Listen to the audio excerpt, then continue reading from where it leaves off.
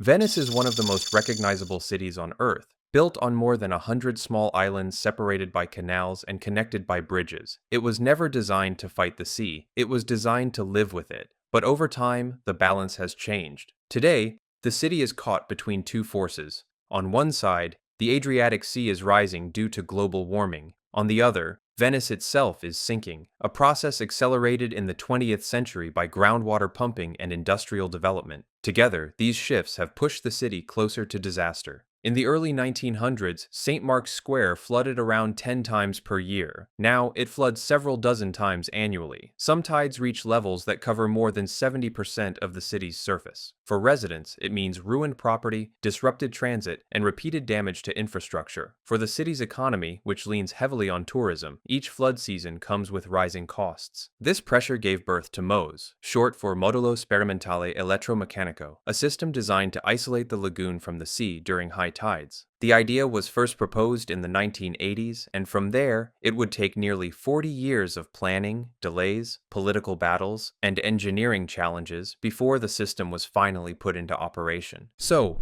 why did it take so long to complete? Could the city have chosen a faster or even better solution? To understand why Venice built this system, and what it means for the city and for other coastal regions watching closely, we have to start not with the project itself, but with the floods that came before them. Venice has always dealt with high tides. The city's builders knew they were creating a home in a lagoon, and for centuries, flooding was treated as an inconvenience rather than a crisis. Seasonal high tides, acqua alta, would occasionally push water into low-lying streets, but the city adapted. Walkways were raised, building entrances were modified, and life continued around the tide. That approach worked more or less for hundreds of years, but the balance began to shift in the 20th century. The city's subsidence, caused in part by natural settling and in part by human activity, especially groundwater extraction from the mainland, lowered Venice by more than 20 centimeters over the past century. At the same time, sea levels in the northern Adriatic have been steadily rising. The result was a noticeable increase in both the frequency and severity of flooding. By the 1960s, events that once occurred once or twice a year were happening several times each season. The crisis reached a turning point on November 4,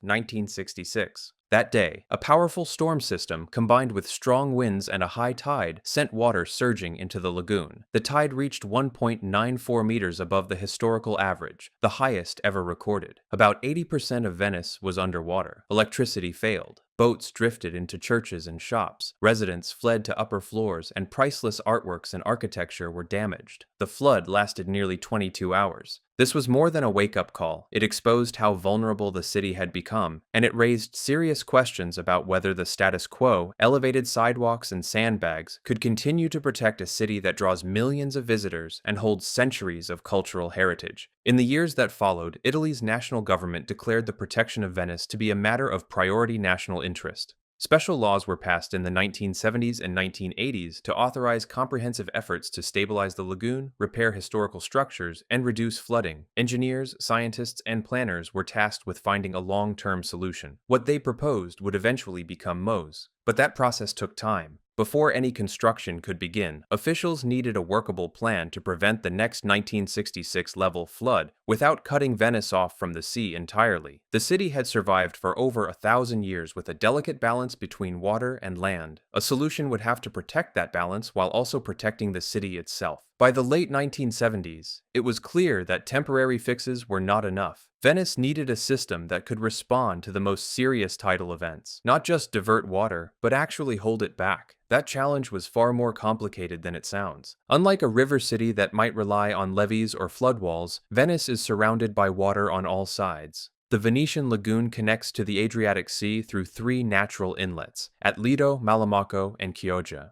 These channels not only allow the tide to flow in and out, they're also essential for navigation. Ships enter through them daily to reach the port and industrial areas. Blocking these inlets permanently would choke the lagoon, damage its ecosystem, and shut down maritime trade. So, planners needed a system that could do 2 conflicting things: allow water to flow freely most of the time, but stop it completely during floods. In the early 1980s, the Italian government commissioned what became known as the Progetone, or Big Project. This effort laid out a broad strategy to restore the lagoon and protect the city from high water. At its center was a new idea: mobile barriers that could rise from the seafloor and isolate the lagoon temporarily. The concept was simple in theory, but ambitious in scale. Large steel gates would rest underwater in concrete foundations. When a high tide approached, compressed air would lift the gates to block the flow of seawater. After the tide passed, the gates would lower and disappear beneath the surface, allowing the lagoon to breathe again. To lead the effort, the government formed a public-private consortium called Consorzio Venezia Nuova.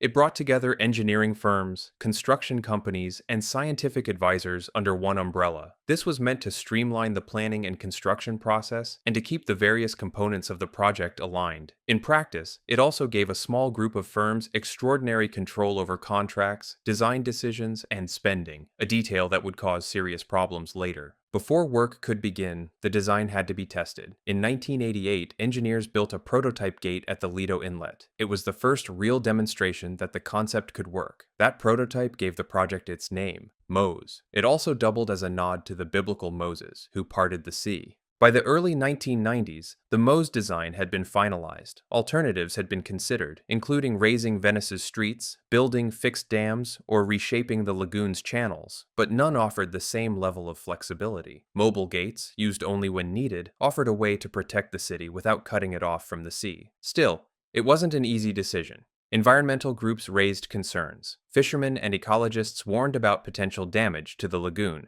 Some experts argued that smaller, decentralized measures would be safer and cheaper. The debate continued for over a decade. It wasn't until 2003, after years of studies, political maneuvering, and public pressure, that the Italian government gave formal approval to start construction. Prime Minister Silvio Berlusconi marked the occasion with a ceremony at the Lido Inlet. At that point, the project was expected to cost around €3 billion and finish by 2011. It didn't, but the idea had finally moved from theory to reality. Instead of moving toward completion, the timeline stretched, first by a few years, then by a decade. There were several reasons for the delays, and not all of them had to do with engineering. Politics, bureaucracy, and shifting priorities played a major role in slowing the project down. One of the first obstacles was government turnover. In Italy, administrations change frequently, and each one brings different views on spending, environmental policy, and infrastructure. After Prime Minister Berlusconi pushed the project forward in 2003, new governments that came into power in the following years revisited the decisions that had been made. Some were more cautious, and some wanted additional studies. Others were under pressure from environmental groups to reevaluate Mose altogether. International scrutiny also affected the timeline. In the mid-2000s, the European Commission reviewed whether Mose violated environmental protections for the lagoon, including rules tied to the Natura 2000 network of conservation sites.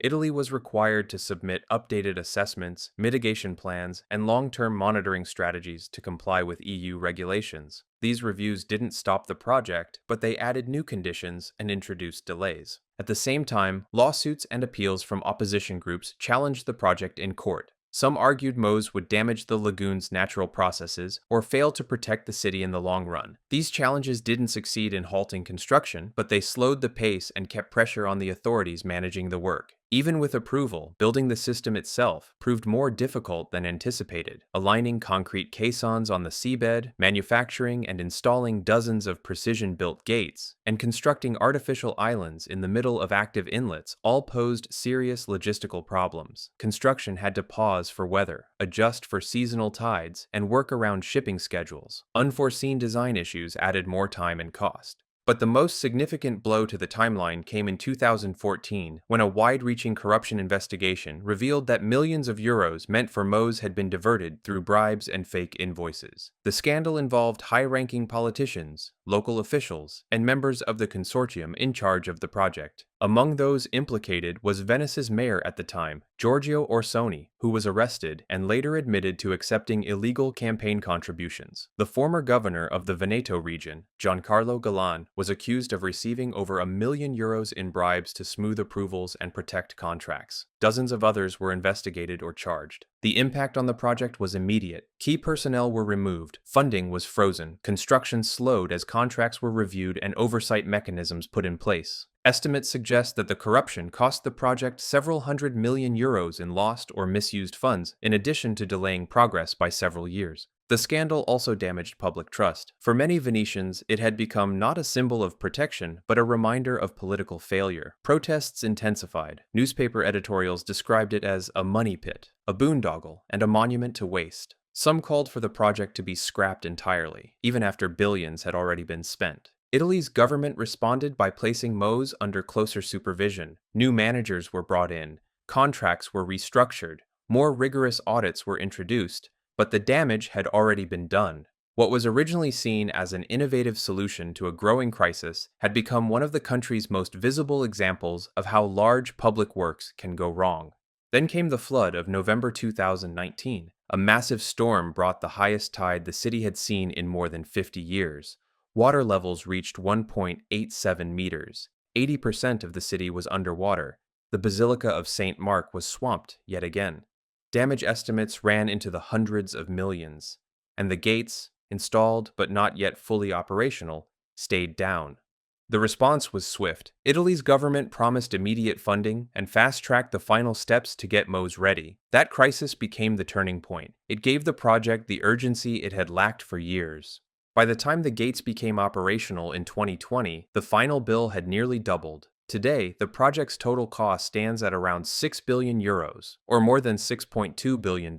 It's one of the most expensive infrastructure projects ever undertaken in Italy. Not all of that money went toward engineering. A large part of the overrun came from how the project was managed and mismanaged over the years. The concept behind Mose might seem straightforward. Raise the gates when the tide gets too high. But the system behind that idea is far from simple. Engineering it meant working with the sea, the lagoon, the tides, and the traffic that flows through Venice every day. At the heart of Mose are 78 mobile barriers installed across the three lagoon inlets, Lido, Malamocco, and Chioggia. These are the only openings where seawater can enter from the Adriatic. By closing them, it can isolate the lagoon from the sea entirely during a high tide event. Each barrier is a hollow steel gate, between 18 and 30 meters long and about 5 meters thick. When not in use, the gates are filled with water and lie flat inside large concrete foundations, called caissons, built into the seabed. From the surface, there's nothing to see. Ships, fishing boats, and tides pass freely. When a high tide is forecast, engineers at the control center begin preparing hours in advance. They use weather data, tide charts, and real-time monitoring to decide when to activate the system. Once the call is made, compressed air is pumped into each gate, forcing the water out. As the gates become buoyant, they pivot upward around massive hinges at their base. In about 30 minutes, they rise above the waterline, forming a physical wall that stretches across each inlet. During closure, ships must use specially built locks at Malamocco and Chioggia to enter and exit the lagoon. Smaller vessels can often wait out the closure or reroute. For a city dependent on marine traffic, this balance was critical. Mose had to block floods without shutting down commerce. Once the high tide passes, engineers slowly let water back into the gates, making them heavy again. They settle into their concrete housings, and the sea resumes its flow. On a typical day, the entire cycle, from raising to lowering, takes just a few hours. But Mose is more than just the gates. Alongside them, the project included new breakwaters, beach reinforcements, and shoreline protection measures. At the Lido Inlet, an artificial island was built to anchor 2 rows of gates and house part of the control infrastructure. At Pellestrina, ancient stone walls known as the Marazzi were reinforced to absorb wave energy. These additions work in tandem with the barriers to reduce erosion and limit pressure on the system. The barriers are designed to handle sea levels nearly 3 meters above the current average, enough to manage extreme storm surges for now. But the sea is changing, and long-term performance depends on how quickly conditions shift. Even in its first years of use, it has already been activated more often than originally expected. That frequency puts extra pressure on a system that was built for occasional use, not daily operation. As tides rise, the mechanics will be tested more frequently, and maintenance will become more demanding. Still, for now, the gates are holding. Since their first use in 2020, they've kept floodwaters out during dozens of events that would have inundated large parts of the city. For a project that started as a drawing on paper nearly half a century ago, that result carries weight. So, what do you think? Was Mose worth it for Venice? And if your city faced the same risk, would you want gates like these guarding its future? Let us know your thoughts in the comments below.